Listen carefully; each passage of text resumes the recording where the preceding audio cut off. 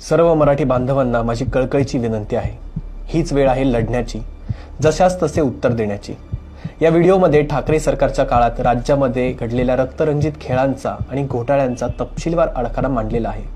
हा व्हिडिओ एखाद्या पार्टीला उच्च आणि दुसऱ्याला खाली पाडण्यासाठी मुळीच केलेला नाहीये, तर वास्तविक काय घडलं हे माझ्या मराठी बांधवांपर्यंत पोहोचवण्यासाठी बनवलेला आहे.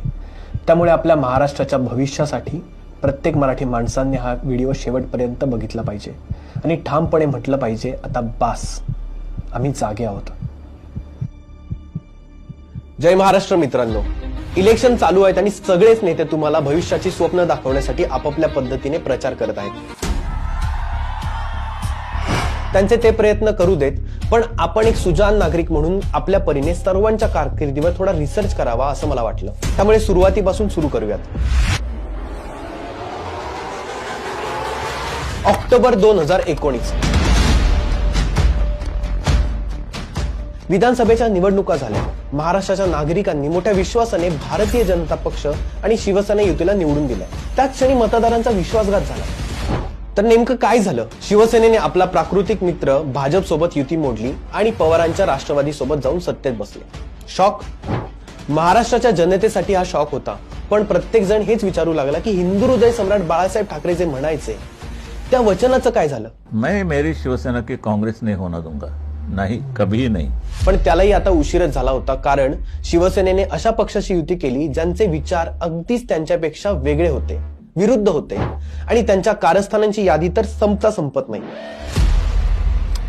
कोळसा घोटाळा 1,86,000 कोटी, ऑगस्टा वेस्टलँड चॉपर्स घोटाळा 350 कोटींची लाच, कॉमनवेल्थ गेम्स 70,000 कोटींचा घोटाळा, 2G स्कॅम 1,76,000 कोटींचा घोटाळा, बोफर्स घोटाळा, लवासा घोटाळा, भूखंड घोटाळा, येस बँक घोटाळा, ज्यात पवारांचे निकटवर्तीय शाहिद बालवा आणि अविनाश भोसलेंचं नाव जोडलं जातं. हे म्हणजे असं झालं की तुम्ही ऑनलाईन वेबसाईटवरून एखादा आयफोन 15 प्रो मॅक्स ऑर्डर केला आणि बॉक्स उघडून बघितला तर त्यात विम साबण निघाल्यावर कशी गत होईल? तीच गत अख्ख्या महाराष्ट्राची झाली. हे सगळं आणि सगळं फक्त मुख्यमंत्री पदाच्या खुर्चीसाठी. ती मिळाली खरी, पण म्हणतात ना, जैसे करावे तैसे भरावे. आजवर कुणीच विचार करू शकणार नाही अशी परिस्थिती नवख्या मुख्यमंत्र्यांच्या पदरी पडली. Covid lockdown.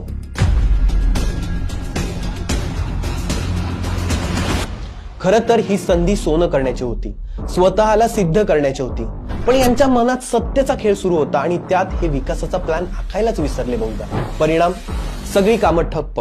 एकीकडे देश मोदींच्या नेतृत्वात कोविडमध्येही पुढे जात होता, तिथे महाराष्ट्रात आपल्याच माणसांच्या हलगर्जीपणामुळे अक्षरशः रडकुंडीला आलेला. पण तुम्हाला वाटेल उद्धव सरकारने या काळात काहीच केलं नाही. नाही, केलंय ना, खूप काही केलं. ते फक्त स्वतःच्या स्वार्थासाठी. 4 दिवस भुकेल्या माणसाला कुणी ताटभर जेवायला दिलं तर तो खाण्याचा कसा प्रयत्न करेल, तसंच काहीच या सरकारचं झालं. एक एक करून सांगतो, डिटेलमध्ये सांगतो, नीट ऐका. पहिलं झालं काय की कोविड सेंटर चालवण्याचं, तिथे ऑक्सिजन प्लांट लावण्याचं टेंडर निघालं. गेस करा टेंडर कोणाला मिळालं असेल? एक मिळालं युवराजांच्या खास माणसाला आणि दुसरं राऊतांच्या जिगरी माणसाला. आणि मग काय, या सगळ्यांनी मिळून महाराष्ट्राची जी सेवा केलीये, म्हणजे बघण्यासारखी. असो. दुसरं, ऑक्सिजनसाठी लोक कशी आणि कुठे कुठे धावत होती सगळ्यांनी पाहिले.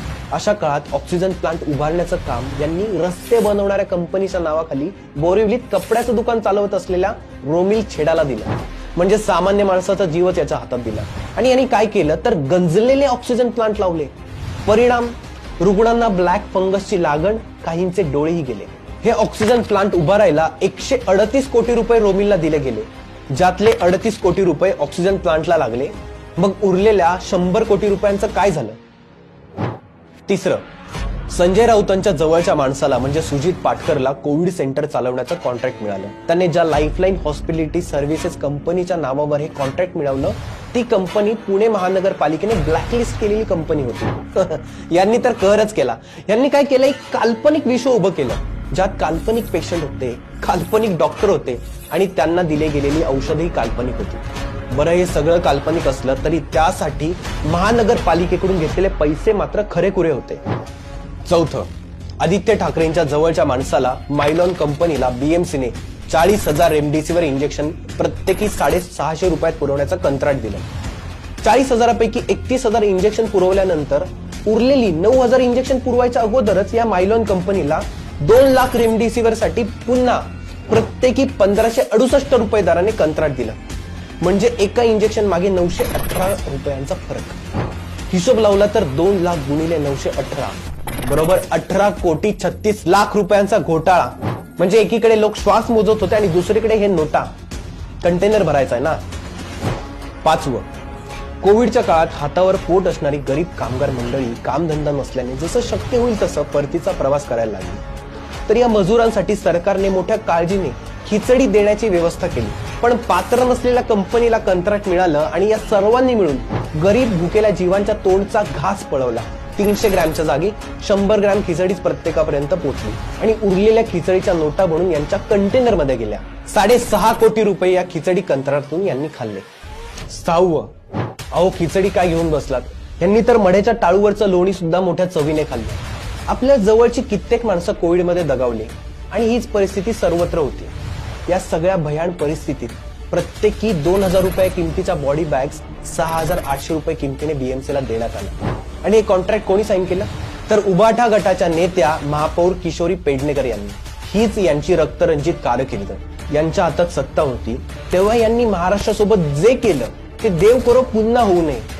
अहो साधी गोष्ट घ्या ना, कोविडमध्ये अख्ख्या भारताचा मृत्यूदर होता 2.66% आणि फक्त महाराष्ट्राचा 5.98%. म्हणजे अगदी डबल. हीच काळजी होती सरकारला आपली. आणि हे नेते अशा नेत्यावर बोट उचलतात जे त्या काळात कोविडच्या काळात ऑनफिल्डवर जाऊन लोकांची काळजी करत होते. अहो एकनाथ शिंदे यांच्याकडून काही शिकू शकत नाही तर निदान चिखल उडवण्याची कामं तरी तुम्ही करू नका. उद्धव ठाकरेंच्या कार्यकाळात अनुसूचित जाती जमाती विरुद्धच्या गुन्ह्यांचं प्रमाण 19% वाढलं. अहो जिथे खासदार नवनीत राणांना दलित असून हनुमान चालिसा पठण केल्यामुळे जेलमध्ये टाकलं गेलं तिथे बाकी समाजाचे काय हाल झाले असतील हे तुम्हीच विचार करा. अहो अनेक गुन्ह्यांच्या बाबतीमध्ये ना चौकशी झाली ना कुणाला अटक. सुशांत सिंग राजपूत हत्याकांड, दिशा सालियान प्रकरण, पालघर साधू हत्याकांड. महाराष्ट्रात जिथे हिंदुत्ववादी सरकार होतं अशा सरकारच्या कार्यकाळात एका साधूची हत्या होते आणि चौकशी होत नाही. हिंदू हृदय सम्राट आज जर आपल्यात असते तर हे घडलं असतं का? तुम्हाला काय वाटतं? काँग्रेस आणि राष्ट्रवादीच्या साथीने 2.5 वर्षात उद्धव ठाकरेंनी महाराष्ट्राला आणि शिवसेनेच्या प्रतिमेला रसतळाला नेऊन पोहोचवलं. माझं वैयक्तिक मत आहे की मला आता या गोष्टी पुन्हा अनुभवायच्या नाहीत. मी तुम्हाला विचारतो, मला सांगा का द्यायची यांच्या हातात सत्ता? पुन्हा तुमच्या माझ्या जीवाचा बाजार करायला की पुन्हा भ्रष्टाचार करायला? पुन्हा मोठ्या मोठ्या कामांची टेंडर कसली शहानिशा न करता यांच्या जवळच्या माणसांना वाटायला की पुन्हा 5 वर्ष यांचा नाकर्तेपणा बघायला? उरलं सुरलं कसं लुटून नेतायत हे बघायचं का?